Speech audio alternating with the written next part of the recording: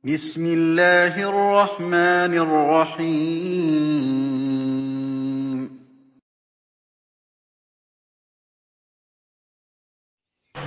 Assalamualaikum warahmatullahi wabarakatuh. Selamat pagi anak-anak yang cerdas dan penuh semangat. Anak-anak sekalian, Pak Guru berharap kalian dalam keadaan sehat dan bisa mengikuti materi pada pagi hari ini dengan baik, dengan fokus, dengan penuh perhatian. Anak-anak sekalian, pagi ini kita akan mencoba apa yang sudah kita miliki dalam tubuh kita, yaitu panca indera. Ada 5. Alhamdulillah pada pagi hari ini kita akan belajar khusus mengenai telinga. Siapa yang suka IPA tepuk tangan? Siapa yang suka IPA tepuk tangan? Ayo kita belajar sungguh-sungguh, nilai IPA insya Allah bagus. Anak-anakku, kita kembali fokus ke materi telinga. Telinga kita, nak, kalau kita bicara mengenai telinga, mungkin kalian hanya melihat telinga luarnya saja, yaitu hanya daun telinga. Tetapi kalau kita cermati lebih lanjut, maka bagian-bagian telinga itu masih banyak. Ada 2 fungsi telinga. Pertama, apa nak? Iya, untuk mendengar. Kedua, siapa? Bagus, sebagai alat keseimbangan.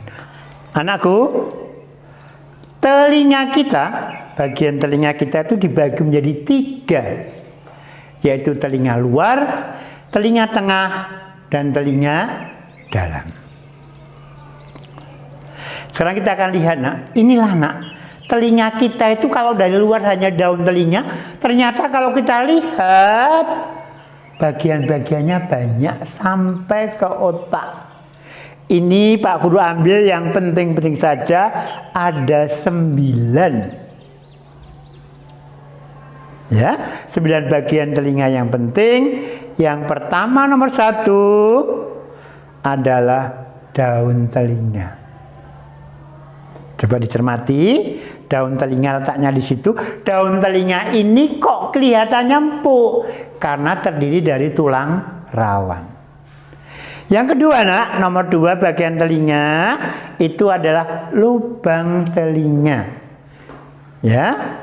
Kemudian yang nomor 3 itu bagian telinga yang namanya liang telinga atau saluran telinga.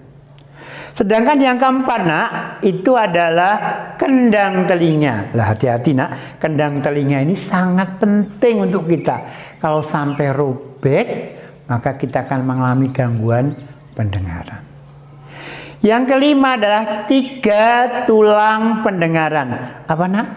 3 tulang pendengaran, yaitu martil, landasan, sanggurdi. Pak Guru ulangi, martil, landasan, sanggurdi itu 3 tulang pendengaran. Kemudian yang nomor 6 adalah 3 saluran setengah lingkaran.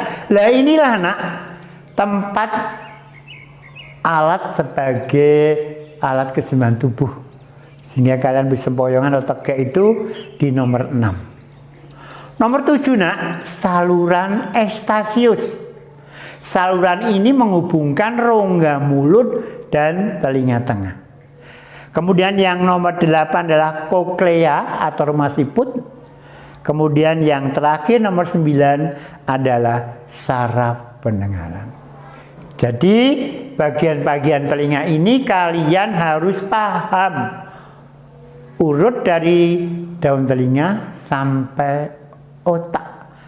Dan dari otak itu nanti diproses kalian mendengar apa? Oh, mendengar bel. Oh, sirine ambulan. Itu setelah diproses di otak. Sekarang kita akan lanjutkan, nah, Pak Guru akan lanjutkan mengenai fungsi-fungsinya apa. Nah, yang pertama kan daun telinga. Daun telinga itu mempunyai fungsi menangkap dan mengumpulkan suara. Jadi ada glinding, ditangkap oleh daun telinga. Kemudian menuju atau masuk ke lubang telinga. Fungsinya memasukkan gelombang suara ke dalam liang telinga. Setelah masuk ke lubang telinga, nomor 3 bagiannya saluran atau liang telinga. Ini fungsinya menyalurkan gelombang suara ke dalam telinga tengah. Nah, daun telinga, lubang telinga, saluran telinga atau liang telinga, ini masuk bagian telinga luar. Sekarang kita akan masuk selanjutnya yang kalian lihat di gambar. Nomor 4 adalah kendang telinga. Fungsinya apa? Menangkap gelombang suara. Kemudian nomor 5 tadi Pak Guru sudah jelaskan adalah 3 tulang pendengaran. Martil, landasan, sanggurdi. Fungsinya untuk apa, Nak? Fungsinya adalah menangkap getaran bunyi. Kita masuk yang ke-6, bagian telinga yang kita lihat tadi adalah 3 saluran setengah lingkaran. Fungsinya apa? Alat keseimbangan tubuh. Kemudian nomor 7, gambar tadi adalah saluran eustasius. Fungsinya menghubungkan telinga tengah dan rongga mulut sehingga ada keseimbangan udara. Nomor 8 adalah koklea, sering disebut rumah siput. Kenapa, Nak? Karena bentuknya seperti keong, seperti siput. Ini fungsinya menjadikan rangsang saraf yang akan diteruskan ke otak. Yang terakhir ini yang sangat penting adalah saraf pendengaran. Ini fungsinya meneruskan getaran suara ke otak. Jadi bunyi yang kita dengar masuk ke daun telinga terus diproses, kemudian nanti otak, oh ini bunyi bel jam toh, oh ini bunyi sirene ambulan toh, itu nanti yang mengolah adalah otak. Paham anak-anak? Jadi 9 bagian telinga tadi mempunyai fungsi yang berbeda-beda. Sekarang Pak Guru lanjutkan. Nah, kenapa kita bisa mendengar bel sepeda? Kenapa kita bisa mendengar drum band, bunyi drum band? Itu karena adanya proses mendengar bunyi yang akan kita jelaskan sebagai berikut. Nah, ini proses kita bisa mendengar dimulai dari bunyi, getarannya, dari benda yang bergetar bunyi, kemudian gelombang bunyi itu ditangkap oleh daun telinga. Setelah itu gelombang bunyi masuk melalui liang telinga atau saluran telinga. Setelah ke saluran telinga baru masuk ke kendang telinga. Ya, digetarkan oleh kendang telinga, kemudian kendang telinga meneruskan getaran itu ke 3 tulang pendengaran. Setelah digetarkan 3 tulang pendengaran, maka masuk ke koklea atau rumah siput, dibuat rangsang bunyi dan dikirim koklea itu ke otak. Otak mulai memproses. Iki bunyi apa iki? Oh, bunyi kendang. Oh, bunyi bel listrik. Itu adalah proses kalian bisa mendengar bunyi. Kalau sarafmu mengalami gangguan, kemudian kalian mendengar suara sirine, yang muncul bukan sirine. Kamu akan bilang, oh suara bel, karena adanya saraf pendengaran yang mengirim ke otak sehingga terjadi kesalahan. Ya, anak-anak sekalian, proses mendengar bunyi ini kalian harus cermati. Mulai dari ada benda yang bergetar masuk ke daun telinga sampai dikirim ke otak. Otak mengolah apa itu bunyi, bunyi apa itu, otaklah yang akan mengolahnya. Baik aku, kita akan lanjutkan lagi. Nah, kita punya 5 alat indera yang kita miliki itu khususnya telinga, harus kita jaga, harus kita pelihara. Kenapa? Supaya kita bisa mendengar dengan baik. Kadang-kadang kita tidak perhatikan, telinga tidak pernah kita pelihara, kita bersihkan. Dan kalau kalian tidak membersihkan itu, nanti akan terjadi gangguan pada pendengaran atau penyakit telinga kita. Salah satu penyakitnya adalah tuli. Nah, tuli itu adanya berkurangnya kemampuan mendengar. Orang tulina atau kurangnya pendengaran bisa disebabkan anak kendang telinganya robek. Ya, kendang telinganya robek mungkin kalau kalian sering bergaul, bercanda dengan temanmu tanpa perkiraan nonjok di atas telinga, itu bahaya, nak. Bisa menyebabkan kendang telinga pecah. Kemudian lubang telinga tersumbat oleh benda. Ya, kemudian rusaknya saraf pendengaran, seperti Pak Guru katakan tadi, sehingga suaranya tidak bisa diolah oleh otak. Kemudian terjadi pengapuran itu pengeroposan. Ya, ini menyebabkan tulina.